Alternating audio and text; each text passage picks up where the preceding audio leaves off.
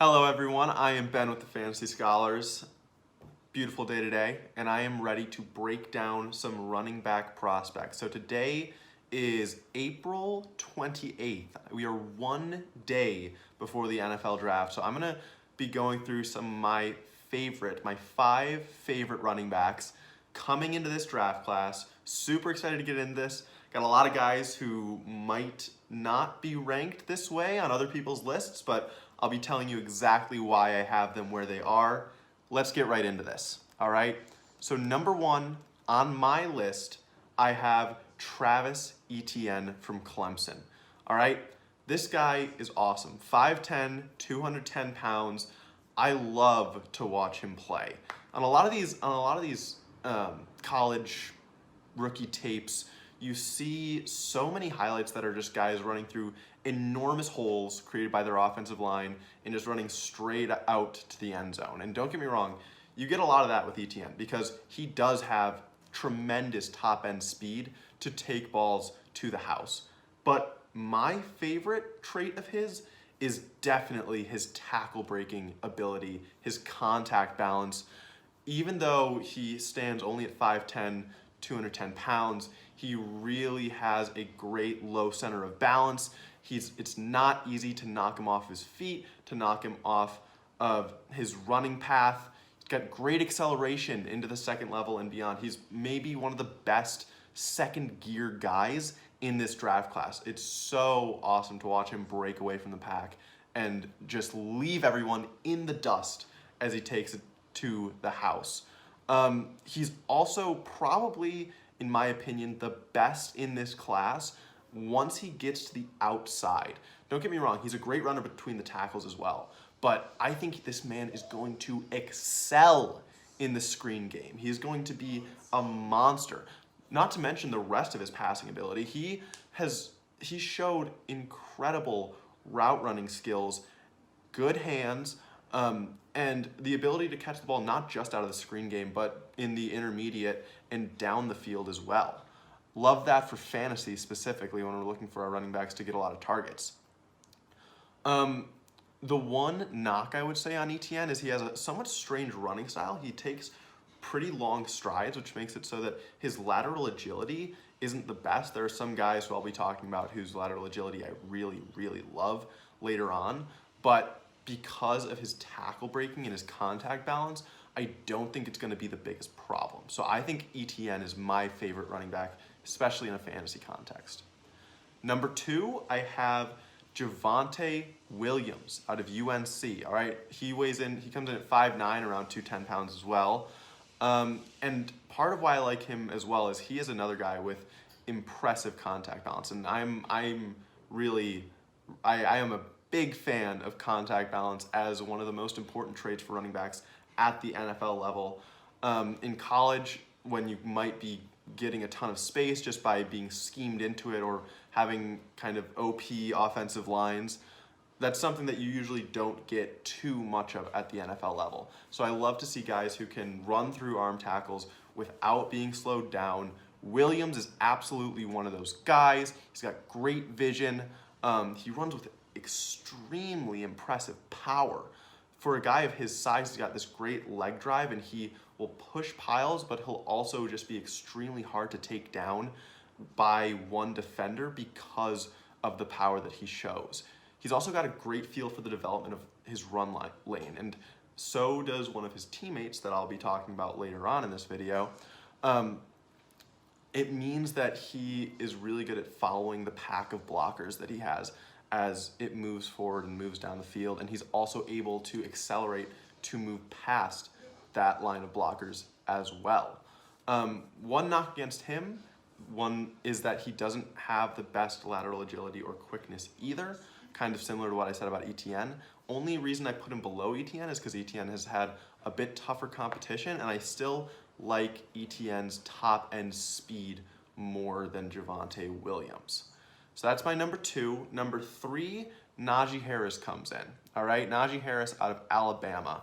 This guy is in the Derrick Henry mold for sure. He's 6'2", 232 pounds. He is a beast of a man, okay? a lot of people have Naji Harris as their number one overall running back in this class, and yes, he's got some great traits, including his size. He's got really crisp change of direction. He has better lateral agility than both Williams and Etienne. He's really good at following blockers. One thing that really stood out in his highlights is how great of a finisher he is. He always falls forward at the end of his runs, which means he's going to be a great goal line back for whoever takes him. He's also a really impressive pass catcher and route runner for his size. But where I am a little lower on Harris is I don't think his contact balance, which I just talked about with Williams and Etienne, I don't think his is as impressive, even for his size. I think it's a little bit easier to get him knocked off course, whereas that's something you see with a guy like Derrick Henry, for example. His contact balance is absolutely elite. It's up there with, honestly, that's something that you see out of all of the best running backs in the NFL.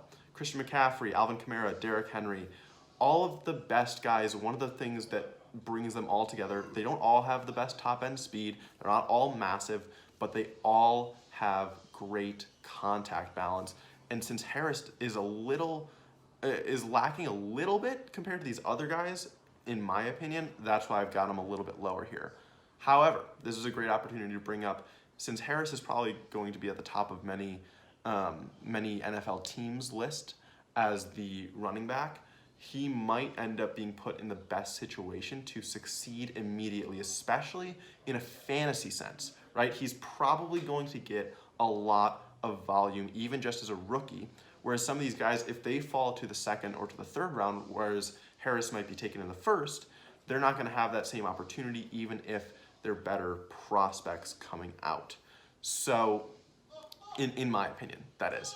So, I just want to take this opportunity to emphasize landing spot, draft capital, hugely important for all rookies, but for running backs more than anyone else, I would say. So after Naji Harris, number 4, I have Kenneth Gainwell out of Memphis. And so this is now at least year 3 of some of the top running backs in the class coming out of Memphis. 2 years ago, it was Darrell Henderson. Last year, it was Antonio Gibson.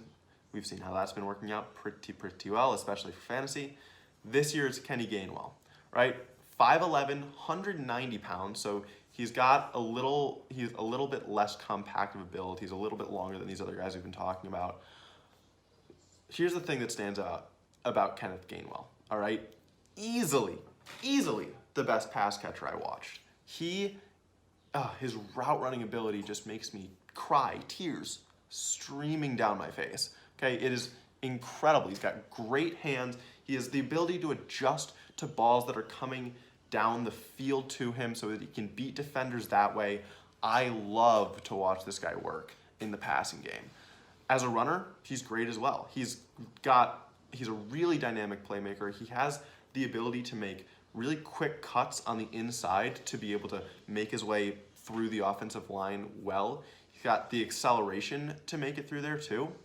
Vision, anticipation, ability to use his blockers and know where they're going to be, where holes are going to open up for him. And he does have that second gear, speed-wise. He can burn and take it to the house like anyone else might be able to. The one reason I'm a little lower on him, well, like other Memphis RBs, is competition. ACC, I don't even know if Memphis is in the ACC, but Memphis is not in the most difficult conference in the NCAA, so we definitely have to see how he fares against better competition, much better competition once he gets to the NFL. Draft capital and landing spot mean a lot here. I just mentioned it with Harris, but this is the type of guy who could be used as a third down, scat back, pass catching kind of extraordinaire, and not as a 3-down guy, depending on the team and how they want to use him. So you really got to see what the landing spot is, what the capital they use on him is, because the higher the capital, the more likely they are to give him a bigger role in their offense. And then we have to hear what the coach speak is. It's really hard to ever want to trust coach speak, but in this case with Gainwell, I think it's going to be really important. And then number 5 on my list, I have Michael Carter, another running back out of UNC. He was kind of the lightning in the Javonte Williams Thunder and Lightning combo that UNC had this past season. I really like this guy, man.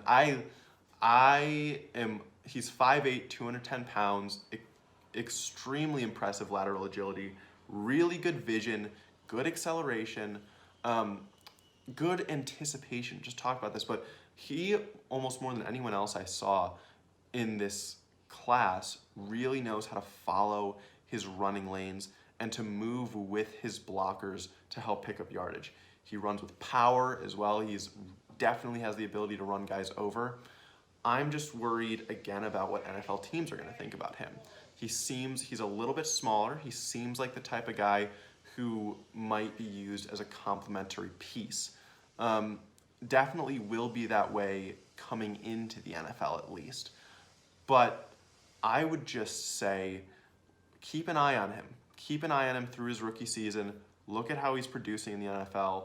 Check out whether you are noticing his ability to make lateral cuts, whether he is making guys miss like he was so good at in college. His ability to make guys miss is chef's kiss. Just go watch his tape. You'll see what I'm talking about. And then see what's happening with him in your dynasty league. See if someone's just benching him all the time. If you're not able to draft him in your rookie drafts, make sure you put out feelers for him early on, because I think this is the type of guy who could start out as definitely a backup or a complementary piece, but could develop into something much more as his career progresses in the NFL. That's my list of top 5 guys. Super pumped for the draft tomorrow. We're going to have a ton of great content coming out after that to break down these landing spots and break down what these teams are looking like post-draft. So, one thing I want to say too, shout out our baseball channel, Fantasy Scholars Baseball. If you are into fantasy baseball, definitely go over there, give that a subscribe. Check out my friend Tyler, who does great work. Other than that, subscribe here if you want to get us to have if you want to see what we're talking about post-draft. I can't wait. So, thank you guys very much, and I will see you next time.